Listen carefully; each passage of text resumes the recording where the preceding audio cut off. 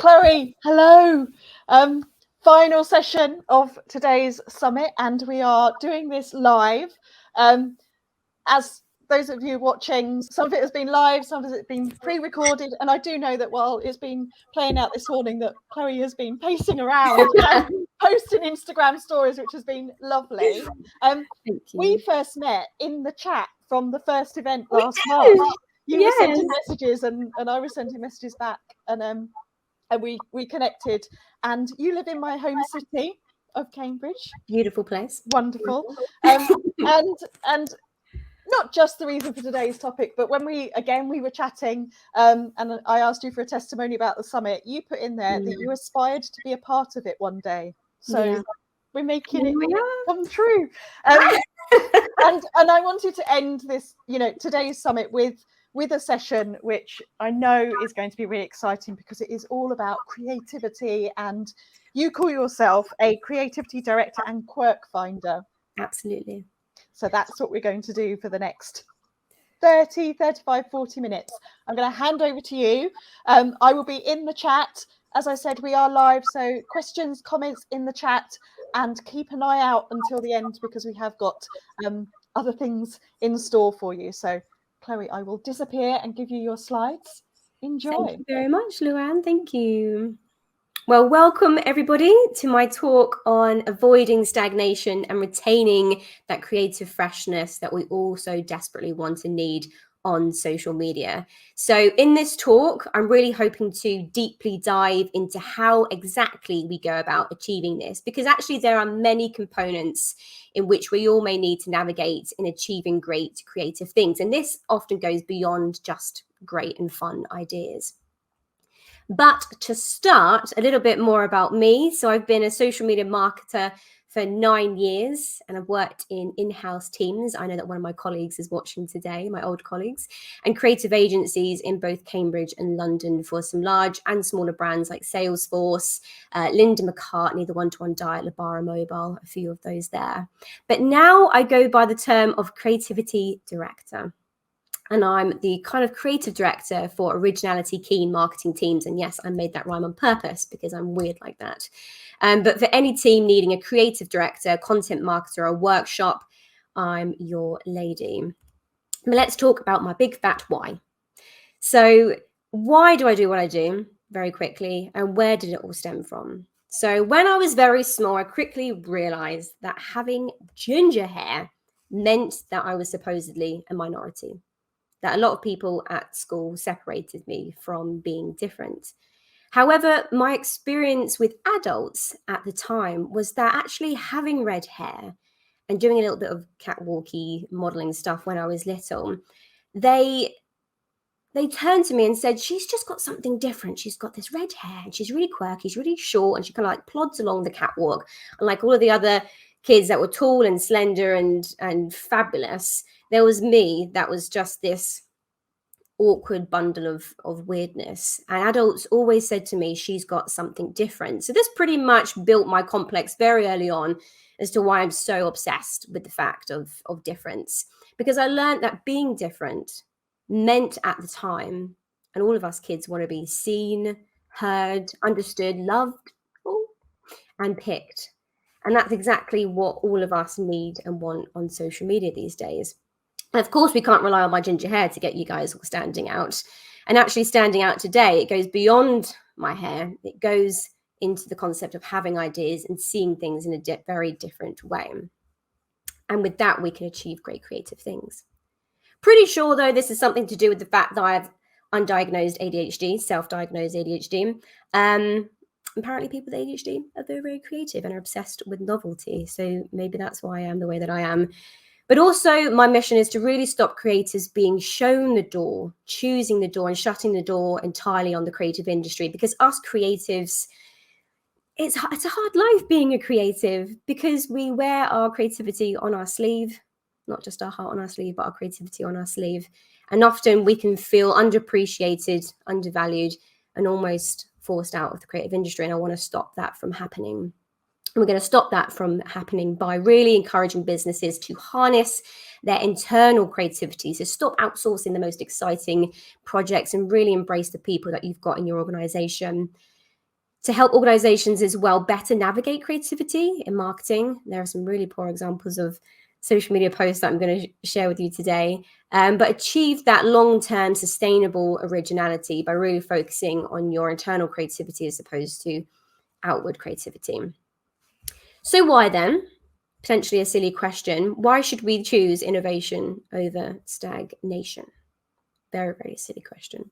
But by stagnation, I mean that potentially you're going about your social media efforts and you're just ticking that marketing box. The posts are going out, and at the end of the month, you're thinking, don't really have much to show as an agency to our clients. You know, we're not really drawing in many leads, don't have many new followers, and things are just ticking along.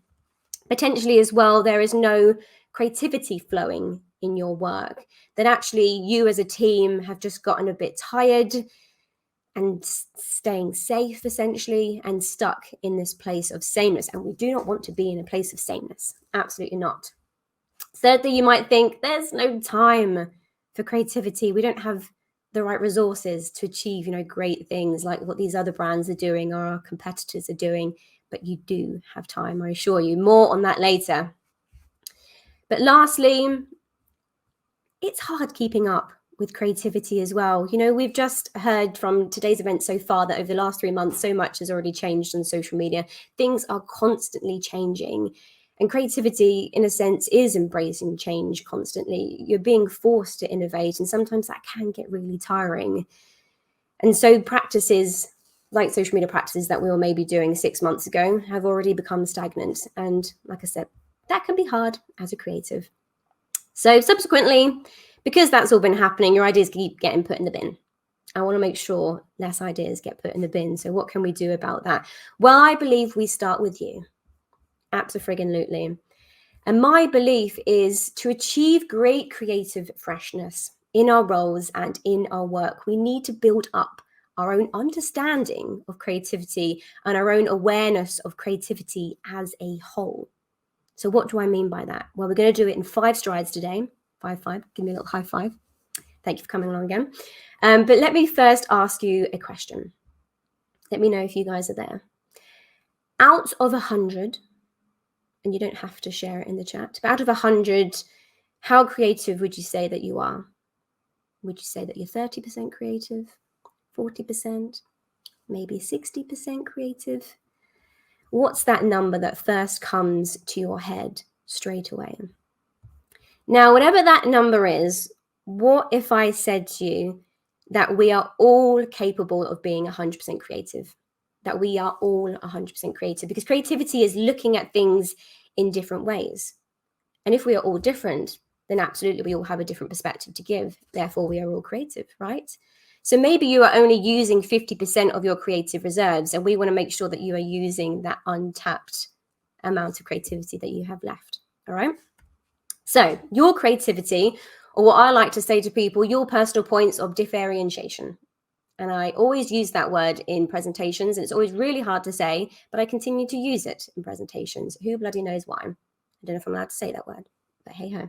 So your personal points of difference, your quirks, your story. And I really strongly believe that if we build a tighter relationship with our own creativity, giving it a little hug, like this little design here, that we can turn our internal space into a place that is accepting of, you know, newness, curiosity, imagination, and our ideas. Because it's all well and good trying to achieve creative freshness online in your job, but when your own self is getting in the way of you doing great work, then that's a problem, because you're going to be going into the physical brainstorming space, and already you're going to be having thoughts in your head around your creativity and think, you know, I'm not going to share my ideas because I don't really have quite a close relationship with it. Which is why I always encourage people to start here first. So look after your brainstorming space before you even consider going into the physical brainstorming space. All right? Because at the same time, we would want the physical space as well in our work, in our organizations, to be free of judgment. I know that in my experience, I've been in many brainstorming sessions where there's been a devil's advocate who's shot down every idea that's escaped my mouth. And I just think, 1 second, let's just allow creative flow to happen. Let's get every single idea we can think of up on the board. And then let's have another stage in which we kind of vet those ideas. But at the initial process, we really need to look after ourselves and ensure that it almost trusts us. You know, your creativity trusts you to flow freely. Some books that are really interesting, we'll send you these titles afterwards. But one that I'm reading at the moment, so Where Good Ideas Come From by Stephen Johnson, really fabulous book. However, I came up with this theory about looking after your internal brainstorming space because I realized that many of these books don't actually talk about mindfulness and our own creativity. And I have quite a bit of background experience with internal monologues and all that jazz. And across my career, I've always had a level of trust with my creativity. Now, that doesn't mean that I haven't got, negative voices happening in my head sometimes, or, voices that put yourself down, especially in terms of imposter syndrome. But I've always had a level of security within my creativity. And that's what I want to really encourage you guys to do as well going away today. For example, take your brain. For ideas to form, as an example, our idea is connecting with various neurons. It's called like a network of possibility in terms of Stephen Johnson's book. But he says that connections are forming all of the time. And those connections happen from, well, thanks to your journey, because you've got different knowledge, you have perspectives, experiences, and all of those things come together to form new ideas. So here's Stephen Johnson's brilliant quote. I'll read it out for you. Ideas are in fact manifestations, we all love that word at the moment, of a complex network of neurons firing in the brain. And new ideas are only possible when new connections are formed. So what can we learn from this exactly? Well, our brain is simply the doorway to creative freshness. It really is. That's where the ideas happen before they even get out into the physical space and before you even make them happen in your work.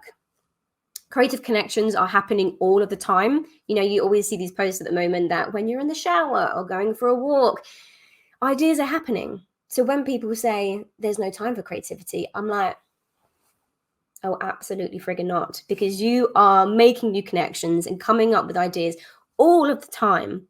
It's the execution of that creativity that does require that time. But if you are a content creator or a social media marketer, you have the same amount of time to create posts each and every month. So actually, you don't need more time for creativity at all. What else can we learn from that? So a positive relationship with our creativity is really important. And as well as that, to feed our brainstorming spaces with new people, new perspectives, new opinions, new connections. And all of this put together, it's quite funny because in Steve Johnson's book, you can tell that I really love this book because I keep bringing it up. But he said that innovation is more likely to happen in condensed networks. Yet, when we all come together, we are absolutely riddled with anxiety. Or if we're not trusting our own creativity, then how can innovation happen if we're halting that innovation all of the time? Innovation is supposed to happen when we're all together, but there's much to be said about how our internal spaces are really getting in the way of that. So some limiting narratives that you might be telling yourself could be, I'm not creative. Don't know how many people have said that in their brains. I'm sure pretty much everybody at some point in their journey. Or my ideas aren't good enough. I feel as if I need to play a little violin. Or there's no time. But in order for us to have more light bulb lemons, I hope you're really appreciating my light bulb lemons in this presentation. Without these limiting beliefs, we can really achieve more self-trust. But without them, we're gonna be in a more stagnated place. And we want to make sure that we are not in a place of stagnation. So in terms of the first stride, I want to leave you with this little quote that I came up with. So creativity starts with people. We all know that. But originality starts with individuality. So the more that we can embrace individuality in our workplaces, the more originality I really believe that we can achieve. But in terms of the next stride number 2, the next step. So to achieve great creative freshness, you're going to have to build your creative awareness in terms of the collective. So in your organization, how does our creativity show up? And for most workplaces, there's going to be a pushback on creativity. Absolutely. Because in my experience, being a creative, bonkers, idea flowing person, I've always been met with walls. Hence, I put the little man behind the wall here. And usually this pushback on creativity is maybe due to a lack of understanding, maybe limiting beliefs that people have around creativity. Maybe they have a lack of trust in yourself, which is always a bit disappointing as a creative.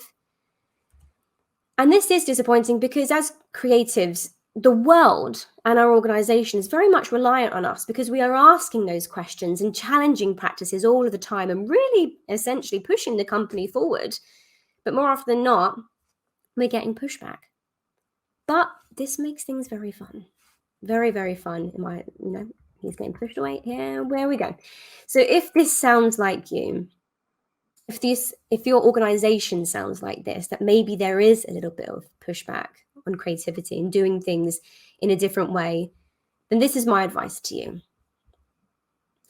Build out a parameter of your company's creativity, almost like a map. If you have an understanding of the parameter of creativity in your organization, you'll be able to navigate it better.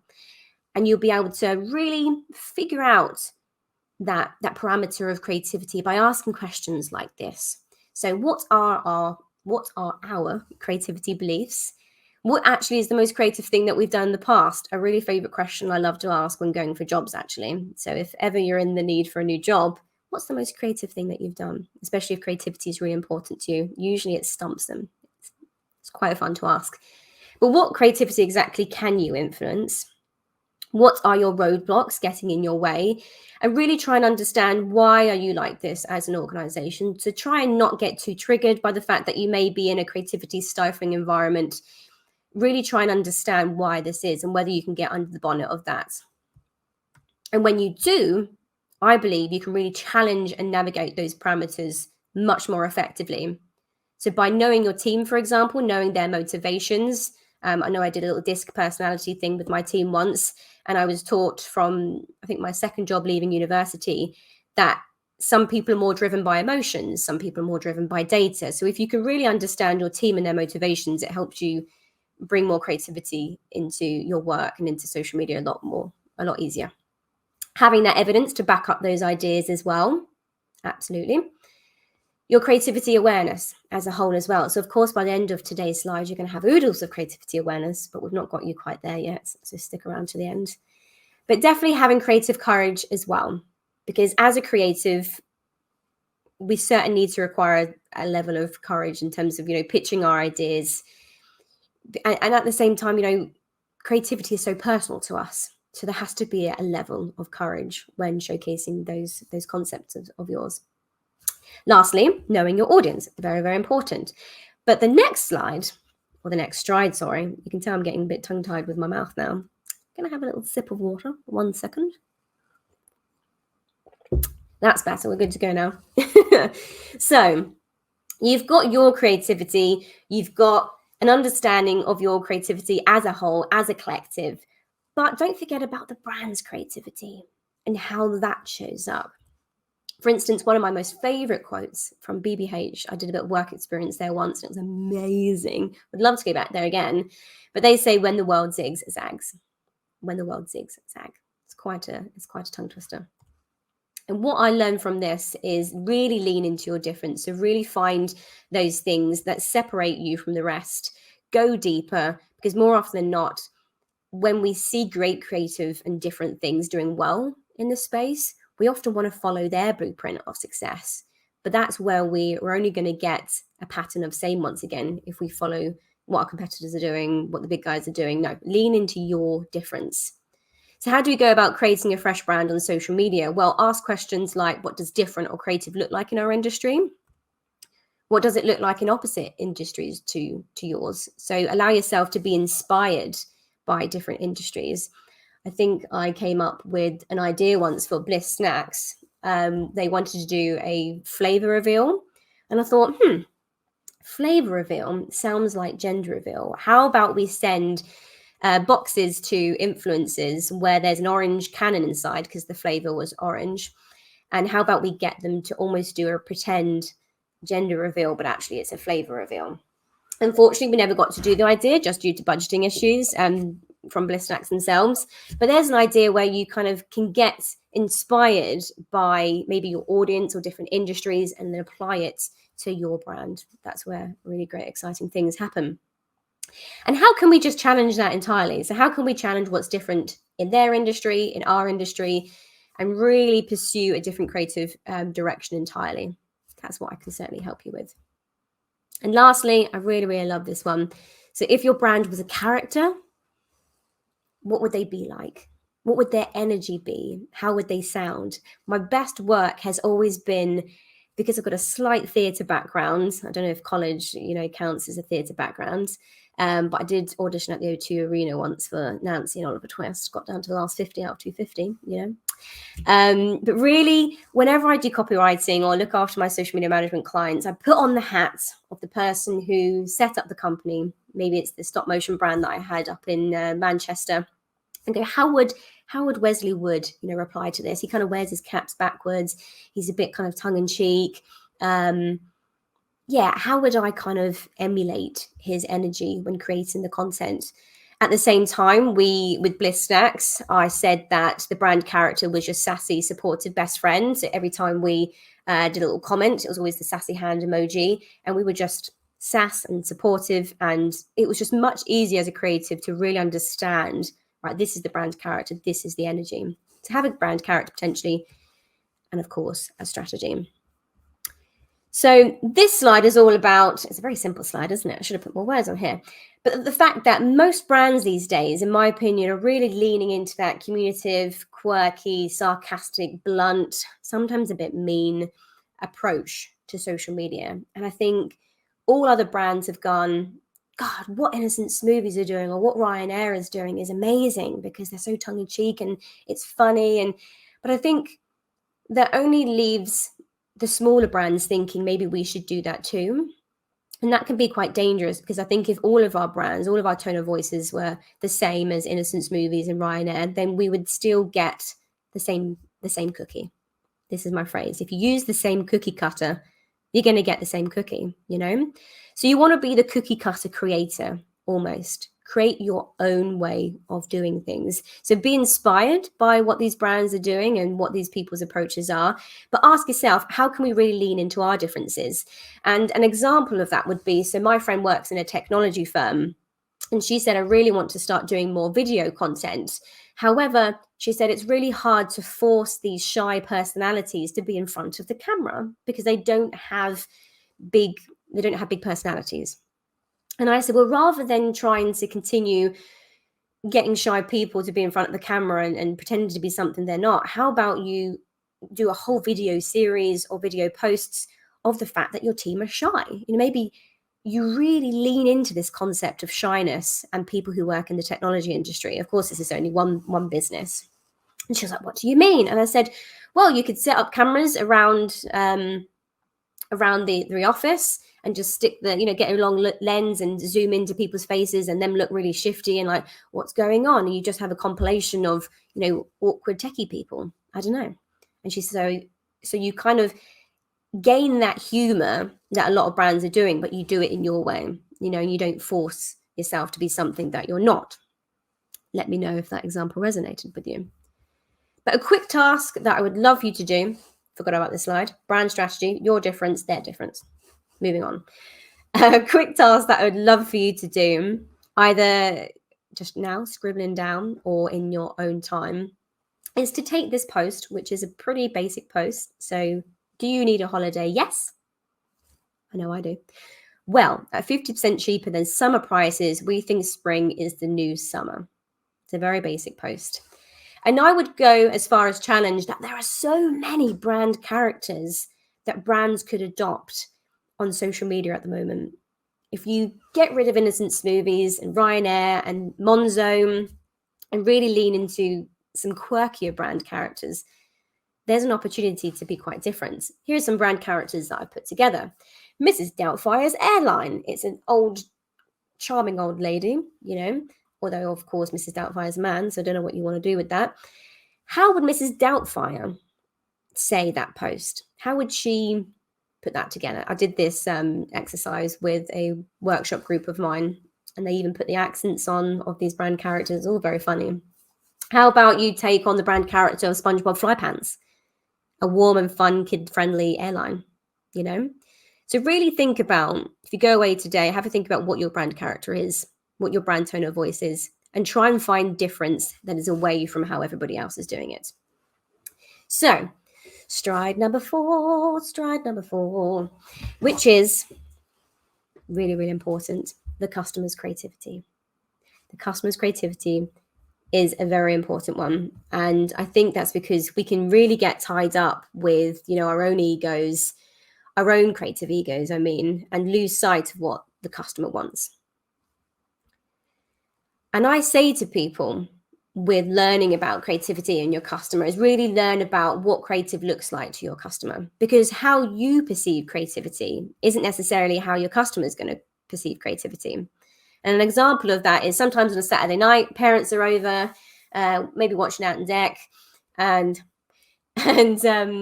I asked them, right, that TV advert right there, what did you think to that? Because I really appreciated that. I thought it was really creative and funny. And they turn to me and say, yeah, I don't have a Scooby clue what that's going on about.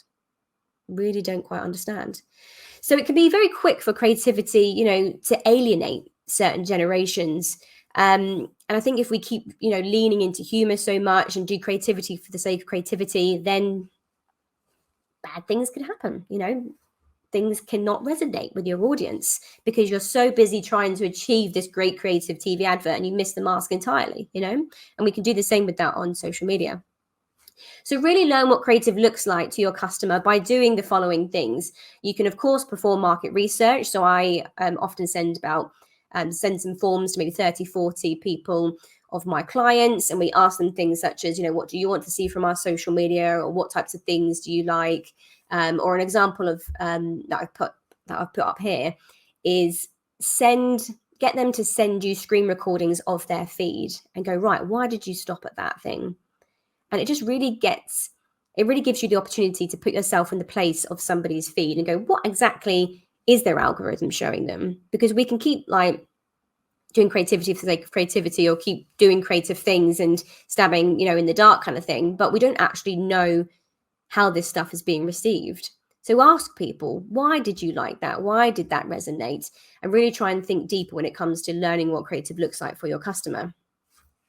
Next, technical literacy or creative ability. For example, does your audience actually know how to set a calendar reminder on Instagram? Because there are all these fancy features on social media apps, but actually, does the audience, if you're targeting a certain age demographic, but do they actually understand?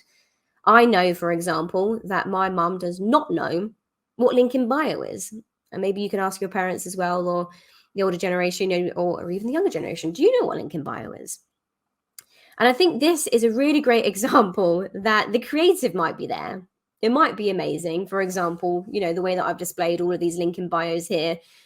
But if they don't know what it is, then you risk getting that traffic through to the website, Instead, make it much, much easier for your target audience to know what you mean, and really put yourself in their position and go, does this audience actually have the creative understanding or technical literacy? Do they know where link in bio is?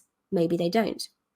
For example, I look after a local art gallery's social media, and most of her target audience is going to be 50 and above. I don't know if they know where link in bio is. I remember doing a really complicated set of story designs for her. And because she's, in her 70s, 60s herself, oh God, because she's a bit older herself, she turned to me and said, I'm not too sure how to navigate these stories. I'm not too sure where to click. And I just thought, oh my God, I've been coming at creativity from my perspective and forgetting that the customer is a lot older and probably don't have the same amount of technical literacy as I. And a way that you can navigate this as well is, an example is I worked for an agricultural company a good few years ago. And rather than directing people to the link in the bio, we did some Instagram stories and said, if you want the link, press yes in this poll. And oh my God, we got so many more requests for links than we did actual link in bio clicks, So really try and make it easier for your client when doing great creative things. Next, push back on your creative ego, because it's not all about our creativity and what we're achieving or your creative context. You know, for example, I've worked with many design teams, and the designers have maybe turned around and said, oh, I've put so much work into this piece of design. I love it so much. And I think that's great. That's really, really great. But I'm looking at it from the perspective of the customer, and I'm not quite understanding it. You know, my eyes aren't being drawn to the right place because the way that you've put the colors and things. And so I know that you love it, but we just need to remove our context, because we're not going to, the audience, isn't going to be viewing it with the same context. Here's an example of a really shoddy tweet that I absolutely went to town on LinkedIn. So this is an example of the witty, sarcastic, conversational tone of voice that many brands think is the way forward. And actually, it got a lot of bad rep. You know, for example, this is supposed to be a female empowerment brand, and you're competing for vaginas. You know, you're saying we're in their DMs and you're in their DMs and we're in them. We're not the same. Blooming awful. And actually, they apologized and took the tweet down, and most of the attention was majority negative. And actually, from this one tweet, I don't actually buy from them anymore. But maybe that's because I'm a marketer. Maybe other people don't care as much. But this is a really important way of illustrating, you know, think twice about being different. Really, really think about your brand and your customer, and not your ego, not being creative for the sake of creativity. Here's some other kind of examples of copywriting. Are you a can I borrow your specs? Read this a good few times in a magazine and I thought, I don't have a clue what that means. And then it dawned on me what they were trying to say. Or this one, and I know these aren't social media examples, but for walks in the park or strolls after dark, I feel as if maybe somebody thought, how about we do a piece of copywriting that's quite rhythmic, that's rhyming. This is always a really great way of delivering a kind of positive customer experience, because the way it rolls off the tongue is fun to say. However, they missed the mark entirely that women are not walking in parks after dark. I know I'm not after Sarah Everard. So really be careful about creativity, because we are seeing this witty and conversational tone across many brands. And I think there really, really is an opportunity for a brand out there to do something quite different. And then lastly, in terms of this stride, do they want different? Do they want you to be out of the ordinary? Or are we just being creative for the sake of creativity? Can actually creativity provide comfort, stability, trust? And a great example of this, one of my favorite brands is Trini Woodall. Oh my God, I love this person. And I know this is a personal brand, which kind of leads very nicely on from Tim's talk, because he was talking about personality, you know, over brand. And Trini Woodall's personal account really supports her Trini London brand so strongly. And this is probably the only account on Instagram, because this is one of my favorite, Instagram is one of my favorite social media profiles. It's probably the only account that I actually go seeking for her content.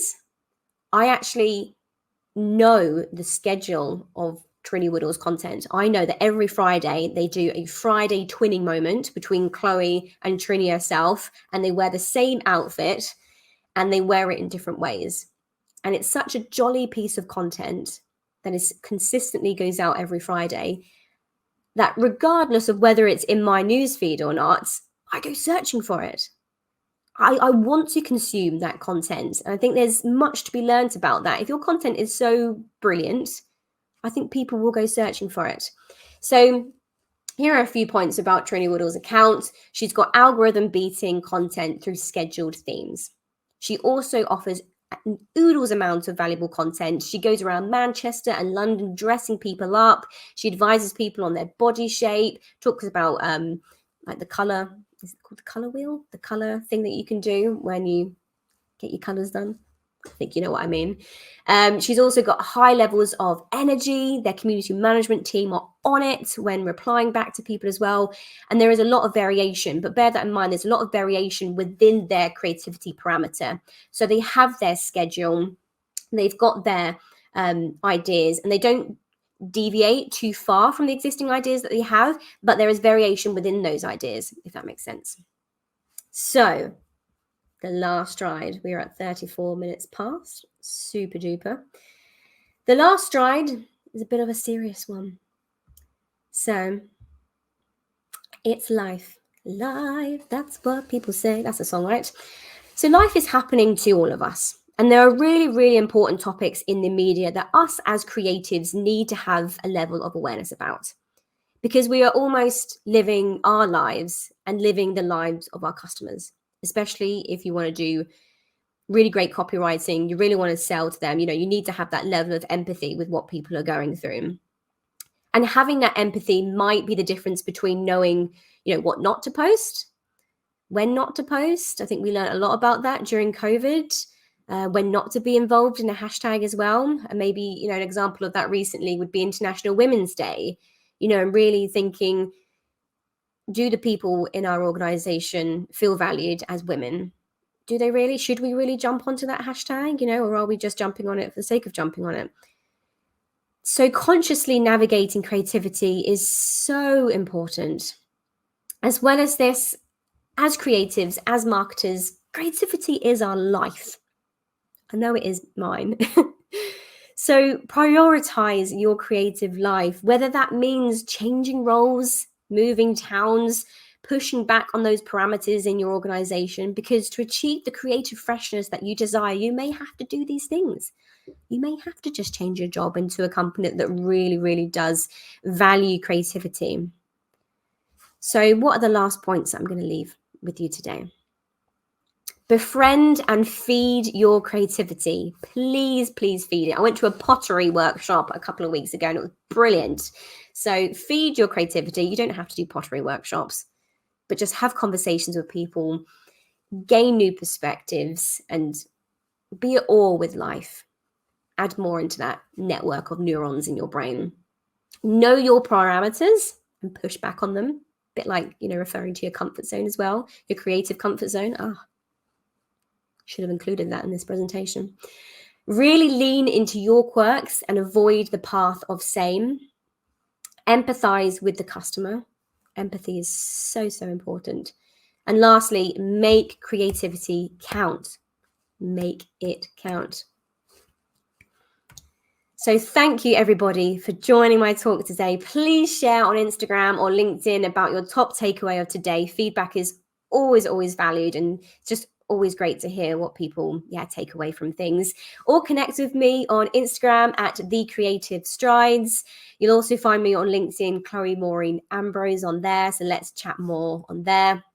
And then lastly, please do reach out if you are looking for somebody like myself to do a workshop for your organization on creativity. My prices start at $555 and I have availability for April and May in either the East Anglian area or London. But I will leave you with that. Thanks again, everybody.